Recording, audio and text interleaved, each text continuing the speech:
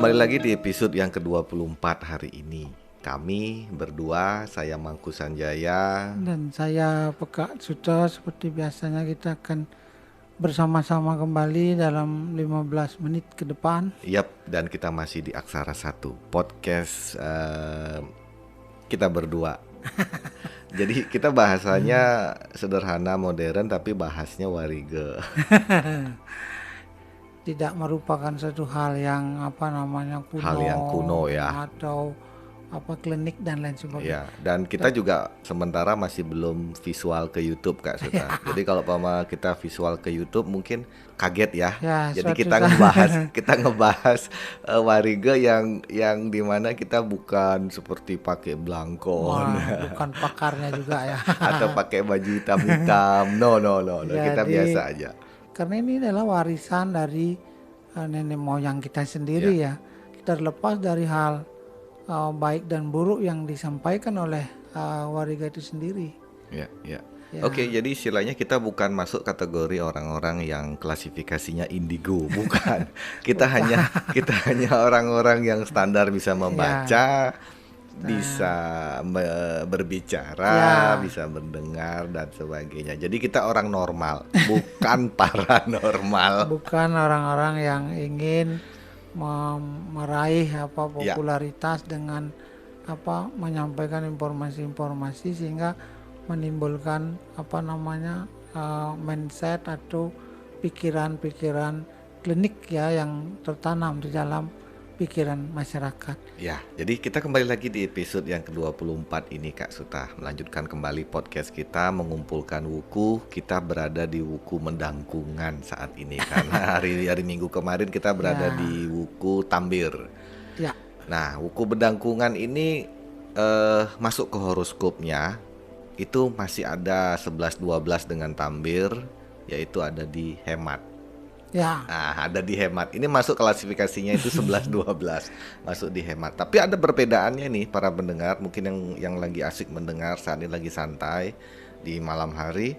Nah, lanjutkan kembali Kak Suta. Apa yang menjadi perbedaan Tambir dan Mendangkungan ini? Iya, kategori hemat dengan kikir mah beda ya. Iya, betul. Jadi orang hemat artinya begini.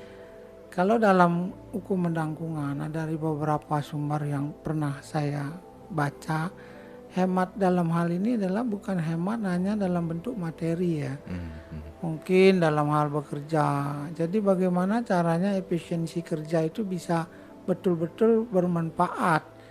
Jadi tidak mubazir gitu. Jadi apa yang kayak bilang hemat harusnya kita kerjakan sekali bisa setengah kali jadinya. Harusnya kita kerjakan 2 kali bisa sekali, jadi ini kategori hemat. Cuma orang-orang yang terlahir pada hukum Mendangkungan ini adalah orang-orang yang pintar dalam hal mengatur perekonomian mereka. Nah, kategori hemat ini bisa saja karena pintar mengatur perekonomiannya. Jadi yang terlahir pada hukum Mendangkungan ini orang-orang yang sangat-sangat pandai dalam hal bersyukur ya, apa yang mereka dapatkan selalu bersyukur. Dan orang-orang yang terlahir hukum ini ekonominya sangat baik ya, karena kepandaiannya dalam mengatur perekonomian ya. Ini beda kategori ya, dengan hukum sebelumnya. Kita membicarakan orang Tambir yang begitu hemat kemudian menjadi pelit. Kalau yang hemat tidak harus pelit. Ya, sehingga orang yang hemat dan pintar mengatur perekonomiannya, mereka ada indikasi atau secara fakta mereka akan menjadi orang-orang yang bisa bagus dalam perekonomian. Berarti kalau saya saya sambung lagi, tidak ada peribahasa orang pelit pangkal kaya gitu kan. Pasti orang hemat pangkal kaya. Ya, yang hemat. Karena beda hemat dengan pelit. Otomatis orang pasti akan menjudge orang hemat itu pelit kan Kak Suta. Padahal orang pelit itu beda. Ya, tapi kalau orang hemat dia akan memberikan satu argumentasi kategori ya, mana pelit, mana hemat. Kalau yang hemat seperti apa yang saya katakan tadi, kita harus menghemat energi. Artinya hemat dalam energi bukan artinya pelit terhadap atau malas bekerja. Kalau orang yang hemat energi ini, kata orang, harusnya kita kerja 2 kali jadi sekali. Kalau orang yang pelit, dia tidak Tidak bekerja. bekerja sama sekali. Ya kenapa tidak mau mengerjakan apa-apa? Orang malas. Betul. Ya itu namanya pelit ya. Beda jauh ini bedanya. Cuma karena kita sering menggunakan bahasa itu di dalam situasi Ya, yang yaitu bahasa keseharian menjudge seorang hemat menjadi pelit. ya, sehingga bahasa pelit itu tergolong bisa dikategorikan juga hemat. Padahal bedanya menjauh. Ya, inilah bedanya antara medangkungan dan tambir. Karena tadi disampaikan wuku medangkungan itu adalah sebuah karakter kelahiran di mana orangnya pasti pintar untuk mengatur ekonomi dan sebagainya sehingga dia masuk kategori hemat, tapi endingnya dia ekonominya itu bisa tinggi atau mungkin masuk dalam kategori bisa kaya gitu. Tapi kalau wuku tambir walaupun dia sudah hemat, pelit, kikir, dia tidak bisa masuk di karakter ekonomi yang tidak bisa karena ini beda urusannya. Beda urusan, tapi jangan salah ini prediksi dari Pak Riga. Kalau orang yang pelit ini bisa saja mereka akan banyak perhitungan ketika memprediksi sesuatu, misalnya bisnis dan lain sebagainya. Tapi kalau orang hemat tidak bisa begitu. Mereka akan mencari terobosan bagaimana caranya bisa hemat dengan hasil yang banyak. Jadi sama kayak wuku yang kemarin juga sempat kita bahasakan. Jadi ada beberapa wuku yang sama di mana dia bisa memasukkan unsur efisien dan efektif. Ya, jadi kita efisien ini dalam bahasanya efektif ini. Kalau hemat ini bisa efisien, efektif dan lain sebagainya. Tapi kalau pelit tidak masuk itu. Ya, jadi seperti apa yang kita katakan tadi. Tapi bukan hanya itu yang pokok pada orang medangkungan. Orang-orang medangkungan juga adalah orang-orang yang memiliki nilai kejujuran yang bagus. Kemudian mereka juga artinya pandai bersosialisasi. Mereka pandai dalam hal hubungan terhadap sesama. Sehingga mereka bisa menjadi kalaupun suatu saat mereka terpilih sebagai seorang pemimpin, mereka akan menjadi pemimpin yang baik. Tapi kalau menurut kacamata saya Kak Suta di wuku medangkungan ini beberapa jenis karakter yang saya garis bawah itu adalah yang paling sering mengomentari orang lain. Jadi kayak apakah masuk dalam kategori ngegosip seperti kita berdua? Ada beberapa ini tidak gosip ya, artinya mengomentari itu maksudnya gimana? Ada beberapa sumber yang pernah juga kita baca melalui horoskop sumber Jawa yang menyebutkan bahwa orang-orang yang terlahir pada hukuman medangkungan ini terkadang mereka itu suka istilahnya iseng, artinya komen, suka membuat ketika sesuatu itu tidak cocok dalam pikiran mereka, tidak sesuai dengan apa yang mereka pikirkan. Jadi mereka suka membuat satu opini bahwa atau untuk mengomentari perilaku orang lain.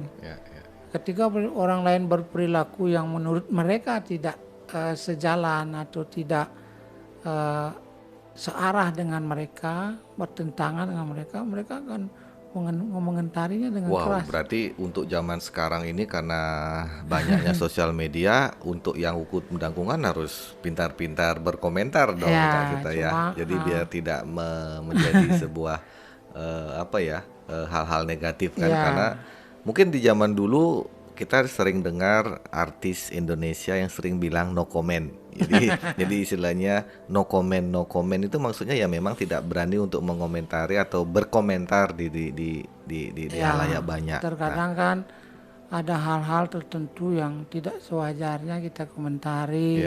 Tapi bagi orang medangkungan orangnya belak-belakan seperti itu.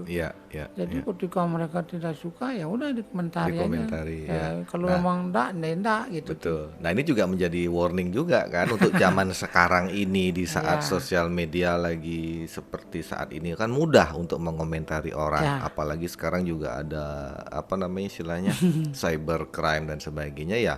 Ini warning juga ya, untuk saat itu ini gitu berbahaya, loh, berbahaya, hati-hati. hati-hati untuk mengomentari Kenapa sesuatu. begitu? Nah, untuk yang masuk dalam kategori warning satu lagi itu ada saya baca ini bahayanya dicelakai saat malam hari. Ya, Gimana korel ini apa istilahnya kita tidak bisa description? memberikan deskripsi ini secara detail ya, atau definisi secara mendetail, karena ada beberapa sumber yang saya baca ada bahaya yang bisa mereka dapatkan saat malam hari.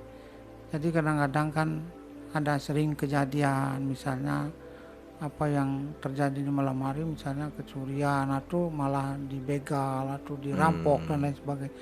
Ya mungkin saja apa yang tertulis ini eh, maksudnya seperti itu, tapi pada saat ini ya apa yang kita sering lihat melalui televisi dan lain sebagainya, sering juga ada kejadian apa kriminal saat malam hari. Ya, Mungkin kategorinya adalah orang-orang yang memiliki apa namanya intensitas tinggi untuk terkena oleh imbas daripada kejadian ini adalah orang-orang yang terlahir pada hukum pendangkungan, sehingga harus ada ekstra hati-hati ketika mereka bepergian di malam hari atau ketika di rumah saat malam hari. Mereka memiliki apa namanya antisipasi ya, ya, harusnya misalnya kunci dan lain sebagainya, sehingga sebelum mereka pergi tidur ya mereka akan waspada.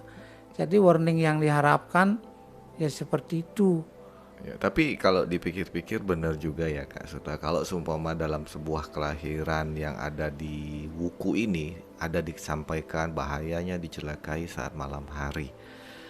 Antara believe or not. Jadi kalau seumpama kita berbicara seperti logikanya Kak Suta tadi, di mana sang lahir itu memiliki intensitas yang lebih besar bahayanya ketimbang yang lainnya, di uku lainnya, ya. walaupun ya benar juga sih dalam sebuah probabilitas malam hari orang berkendara lah atau orang berada di rumah kan probabilitasnya itu banyak Ya, ya kan, orang sering lewat di beda jalan itu ya. dan sebagainya. Nah di malam hari pun juga begitu probabilitas, tapi pertanyaannya kenapa ada korban dan korbannya harus dia? Ya, Nah, kan itu sebuah pertanyaan sebetulnya besar.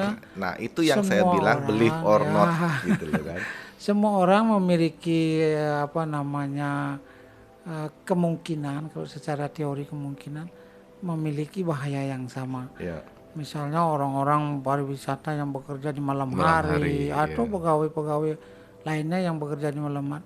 Nah ini ketika mereka tidak terlahir pada hukum tanggungan atau tidak memiliki hari naas pada hari malam hari, tidak ada mereka, walaupun mereka di tengah hutan atau mereka berjalan di kuburan dan lain sebagainya, tidak ada bahaya yang bisa mendekat kepada mereka. Iya, kadang-kadang kita sering mendengar bantahan-bantahan seperti ini dalam sebuah Ya, tulisan Warige ya, di mana orang-orang yang dia mengkategorikan tulisan ini adalah dengan percaya tidak percaya. Jadi ya, wah don't believe that, maksudnya bla bla bla dan sebagainya. Ya silakan, tapi secara logika yang disampaikan Kak Suta tadi itu masuk akal karena sering kita mendengar di mana orang selalu bilang orang yang berada di waktu yang tepat, ya ya, kan? Istilahnya momen yang tepat itu dia akan jadi baik. Tapi kalau ada orang yang berada di waktu yang salah, ya, ya kan, keadaan yang salah, dia pasti akan kena. Nah, inilah ada di ya, hitungan Warige karena itu ya. Warige itu perhitungan waktu detik demi detik Ya, gitu. seperti itu tadi. Jadi intensitas kemungkinan, secara teori kemungkinan, Ya, orang-orang yang terlahir pada hukum pendangkungan ini berisiko dicelakai saat malam hari. Mungkin saja mereka yang lahir pada hukum pendangkungan ini punya aktivitas saat malam hari, jadi ya mereka mesti ekstra hati-hati. jadi benar juga ya kalau pama difilmkan kan. Jadi kalau semua difilmkan kan bisa Ya, masuk akal ya. bisa juga. Jadi istilahnya pada saat sang lahir wuku di mana aturannya itu sudah jelas, setiap manusia yang lahir dunia ini waktunya sudah jalan tik. Jadi Ya. istilahnya detik demi detik ya probabilitas itu jalan. Ya, Betul. jadi itu tadi kembali kepada kejadian atau alam ya. Alam. Jadi kita hanya membahasakan apa yang leluhur kita tulis. Ya, ya. Jadi saya selaku pribadi seperti apa yang saya sampaikan di awal tadi, mohon maaf jika ada memang yang kurang sesuai dengan apa yang mereka alami. Kenapa? Karena ini sebatas apa yang pernah kita baca. Oke. Selebihnya kembali kepada orangnya masing-masing ya. Oke Kak Suta, jadi sekarang kita serahkan ke pendengar Aksara 1. Silakan mau diuji ya silakan. Kita kan juga bukan ujian skripsi gitu. Oke, untuk saat ini di episode yang ke-24 kita sudahi dulu Kak Suta, dan kita kembali lagi nanti akan bersama di podcast Aksara 1 di hari Minggu di tanggal 13. Kita kembali lagi di tanggal 13 Juni. Angka cantik. Oke, kita sampai di sini dulu perjumpaan kita.